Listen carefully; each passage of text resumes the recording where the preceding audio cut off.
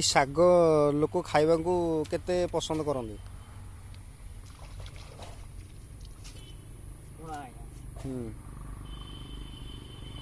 ମଣିଷ ହେଉଛନ୍ତି ପାଞ୍ଚ ଲୋକ ପାଞ୍ଚ ପଶୁ। କିଏ ତାକୁ ଭଲ ପାଇପାରେ କିଏ ନ ପାଇପାରେ, ଜାଣିଲ। କିନ୍ତୁ ଡକ୍ଟର ମାନେ କହୁଛନ୍ତି ସମସ୍ତେ ଖାଅ ଏ ଶାଗକୁ, ଆଉ ସମସ୍ତେ ଖାଅ। ଏଟା ଖାଇଲେ ବହୁତ ଉପକାର, ରୋଗ ବ୍ୟାଧି ଗୁଡେ କଟିବ, ଆପଣଙ୍କ ଆଖିକି ବି ଭଲ ଟିକେ ଦେଖାଯିବ,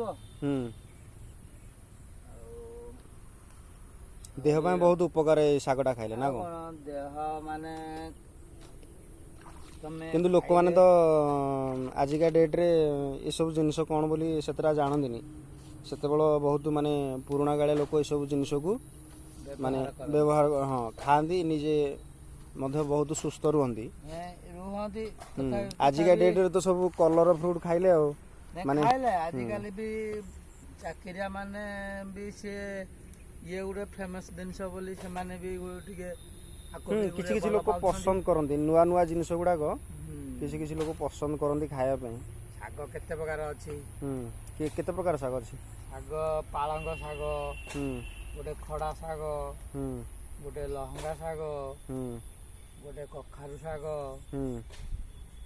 ଆଉ ଗୋଟେ ଗୋଟେ କଟିକି ଶାଗ। ଆଜ୍ଞା ତାକୁ କାଟିବ, ଯେତିକି କାଟି କାଟି ଖାଉଥାଉ ସେତେ ଏତେ ହଉଥାଉ। ସିଏ ବି ଗୋଟେ ଶାଗ। ବିଭିନ୍ନ ପ୍ରକାର ଶାଗ ଅଛି ଆଉ। ବଜାରକୁ ନେଲେ ମାନେ ଚାକିରିଆ ମାନେ। ଆଚ୍ଛା, ଏରା ବଜାରରେ ବିକ୍ରି ହଉଛି? ଏ ଶାଗ ଗୁରା ବଜାରରେ ବିକ୍ରି ହଉଛି? ଶାଗ ଏଇ କଷ୍ଟ କରିକି ଯିଏ ନବ ତୋଳିକି ହବ। ଆଚ୍ଛା।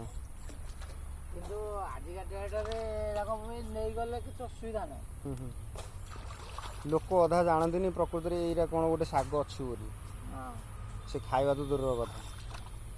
ନାଇଁ ବୋଲେ ସେ ନ ଜାଣିଲେ ଶାଗ ଭଳିଆ ଜିନିଷ ଯାହାହେଲେ ଜାଣିବେ ନା। ଶାଗ ତ ଯାହାହେଲେ ଶାଗର ଭିଟାମିନ୍ ଅଛି ନା। ନେବେ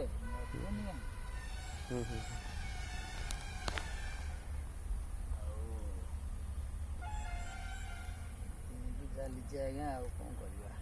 ଆଚ୍ଛା, ଆଜ୍ଞା ଦୁଃଖ ଲୋକ, ଦୁଃଖ କରି ଯାଇଛୁ। ପଇସା ପତ୍ର ନାହିଁ ପାଖରେ, ତାପରେ ଶାଗ ମୁଗ କରିକି ଗଣ୍ଡେ